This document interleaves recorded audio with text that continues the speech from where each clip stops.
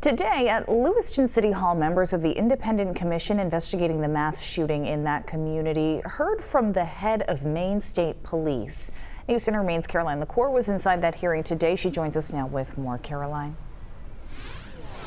Brian and Amanda, good evening. Yeah, commission members heard from several of Maine State law enforcement leaders who were on scene in the hours following the tragedy that occurred back in October. Those leaders broke down just what happened on their end in terms of sending out social media updates and briefings to the public, and how state, local, and federal law enforcement agencies were assigned and deployed during the initial investigation and manhunt for the shooter. Law enforcement officers had a little more than 800 leads on their tip line to sift through, on top of calls to police departments.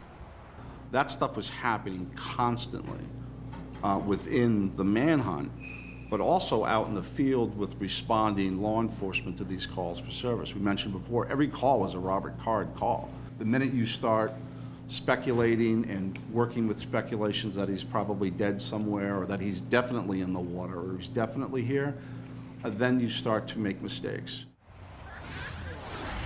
Now, law enforcement officials who testified today explained what sort of worked and what didn't in between the hours of following the shooting on October 25th up until when the shooter's body was found. Now, they say that while they are proud of the response that they gave, they did learn from the experience and are implementing several different changes to better respond in a future crisis.